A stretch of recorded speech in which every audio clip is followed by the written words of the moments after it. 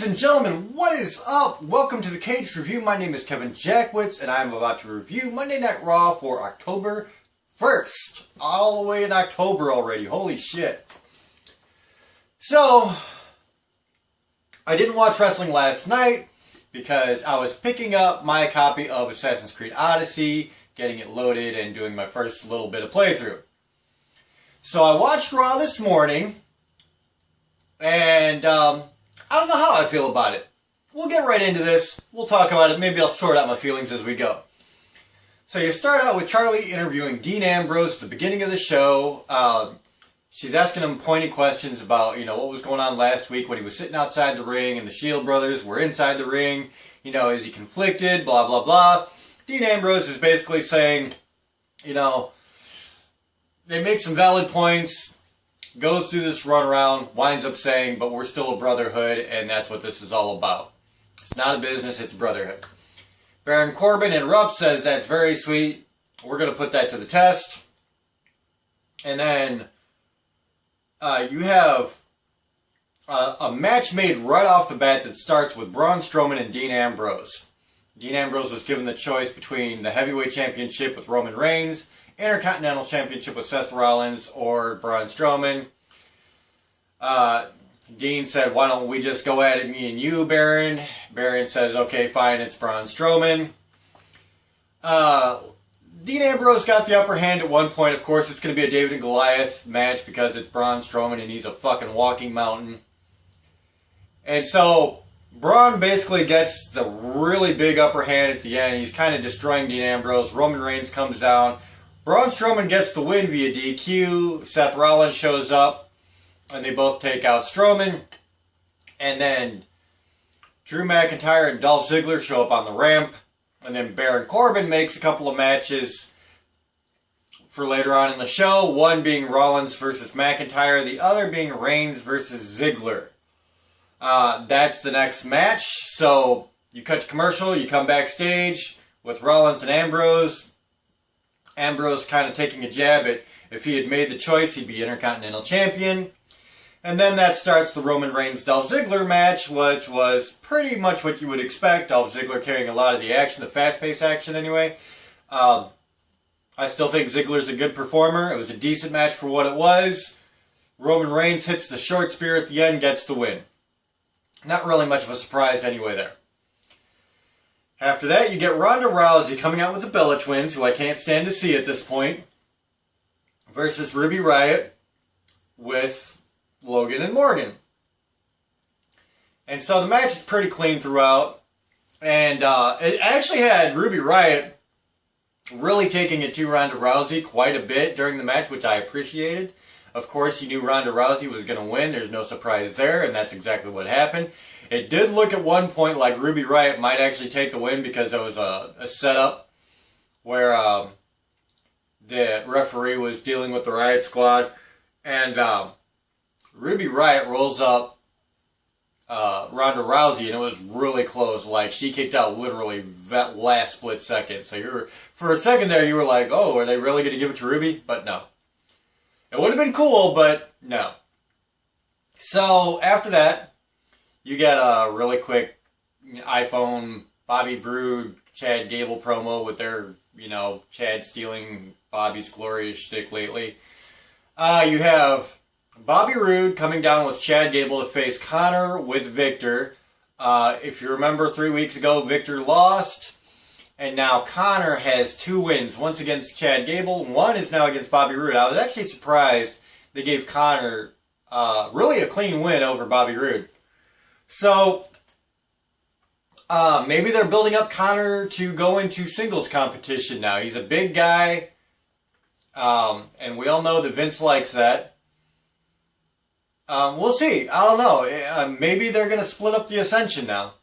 So, it's a possibility. After that, you get a moment of bliss, where a moment of bliss this time is Alexa Bliss talking about meeting Trish Stratus and, looking up into her old wrinkly face and wanting an autograph from Trish, and Trish, charged her money for it and shit. So it's kind of funny like that. Like, they really played on it, I think, very, very well. Alexa Bliss is very good at promos.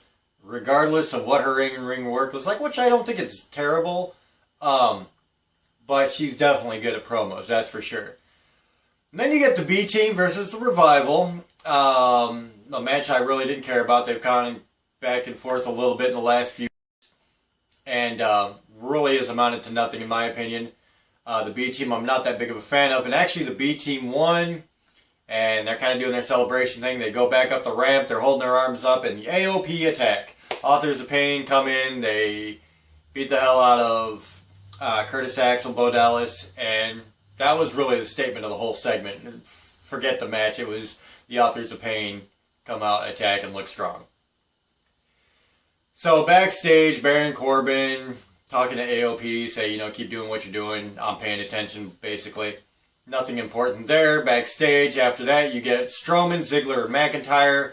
Strowman saying, you know, maybe they could really use Dean on their team. He's like, I could really use you, pointing to McIntyre. Looks at Dolph Ziggler and says, we don't need any weak links. So it looks like there's definitely division there between those three. So you get Seth Rollins versus Drew McIntyre after that. Seth Rollins, it was a pretty good match throughout. I really did like some of the spots they had there. From both Drew McIntyre and Seth Rollins, honestly. At the end, it looked like Seth Rollins was getting the upper hand. Dolph Ziggler's music hits. He runs to the ring, does not touch Seth Rollins.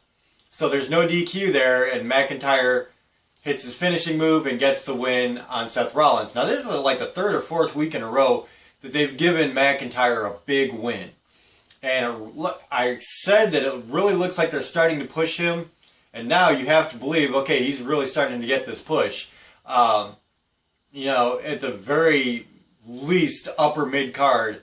And I'm really happy to see that, dude, because I think he's really talented. I really do. I like McIntyre. Now, you know, he's not the best on promos, but let's face it, 80% to probably 90% of this roster is not that great on promo. I mean, there's very few people that are really good promo talkers right now, honestly, in my opinion. So, yeah, Dolph Ziggler's out there, and they start beating down on Seth Rollins, and Roman Reigns comes out, then Braun Strowman comes out, then Dean Ambrose comes out. So they're all out. Dean Ambrose comes out last. He's got an axe handle. He hits Braun Strowman in the gut with it. He starts going crazy with the axe handle in the ring, runs out of the ring to go chasing them. And Braun Strowman cuts him off at the pass, and then Strowman, Ziggler, and McIntyre kind of annihilate the Shield. So you get a small backstage and then an in-ring promo with Elias and Kevin Owens. The backstage bit wasn't really anything. The in-ring promo was actually very good. Elias and Kevin Owens, they started, you know, doing their usual bit. They're in Seattle. They started talking about how they don't have a basketball team anymore. And the crowd just goes crazy with the backlash. And that was the fun part of this.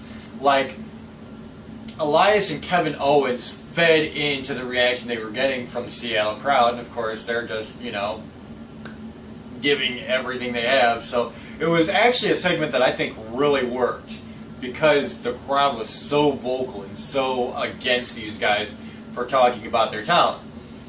And like I said, I think Elias and Kevin Owens did really well feeding into that. So it made what could have been, you know, whatever promo, a much better promo. And then Lio Rush comes out. He starts talking about, you know, hey, we're in Seattle, so kind of doing the upper side of that, you know, trying to get the crowd to get behind him.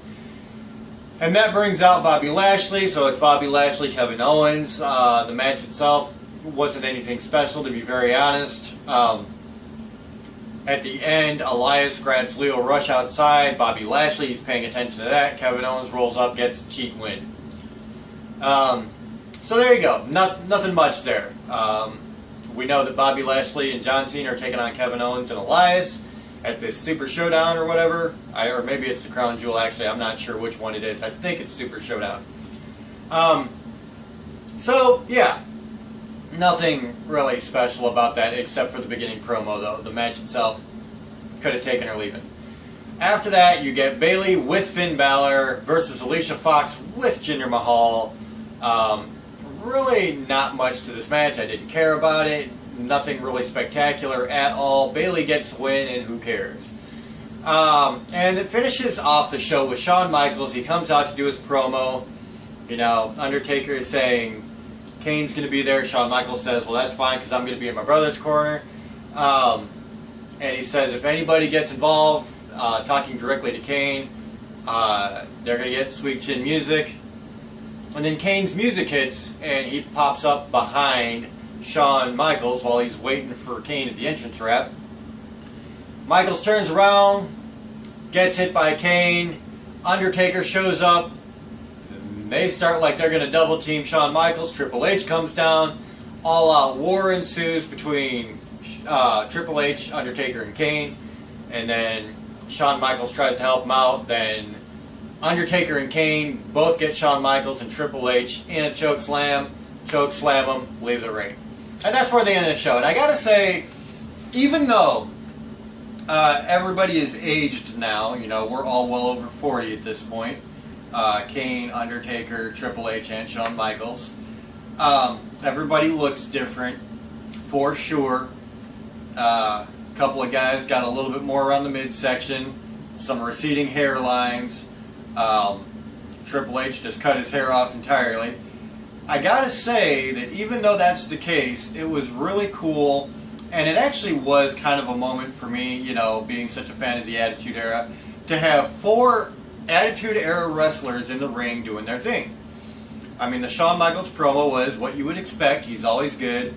And it just came down to a nostalgia feel. And that was cool. I have to say, it is kind of sad sometimes when you see these guys, and they're not the same as they used to be, but age happens to everybody, including myself. So I was really glad that they ended the show with that, though, because it just kind of left you with that nostalgic feeling about the good old days of wrestling. Because let's face it, it is definitely not the good old days of wrestling. So, I mean, overall, it was kind of cool that they were continuing the storylines between the Shield, Strowman, Ziggler, and McIntyre. I like that they keep giving McIntyre wins. I think that's cool. I think they did a good job with that. I think the match between Seth Rollins and McIntyre was very good.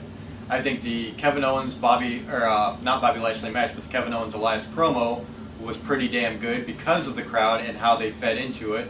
The ending was good. So, honestly, this is a much better Raw than I've seen lately. Now, it wasn't great, because there were definitely some points that I didn't like. I don't like Baron Corbin at all. The Chad Gable, Bobby Roode thing, you know, I could probably take or leave. The B-Team Revival I could do without completely. But honestly, not bad, comparatively. And I say comparatively because, I mean, let's face it, Raw has been the downside of the WWE for the last few months, probably. And so it's nice to see them pick up the pace with it a little bit. I'm going to give this a 6 out of 10 because I like the entertaining matches, and I think they followed storylines, which is important. And they finished with the big nostalgia bit. So, 6 out of 10, that's my review for Raw for October 1st. We're already in October. God, I can't believe that. So let me know what you guys think in the comments. I don't think I'm being overly fair with this. I thought it was decent. I mean, it certainly wasn't great, but it had its high moments. So that's where I'm at. Let me know what you think. If you enjoyed this, hit the like button, subscribe, and share. My name is Kevin Jackwitz. Kaged Nation out.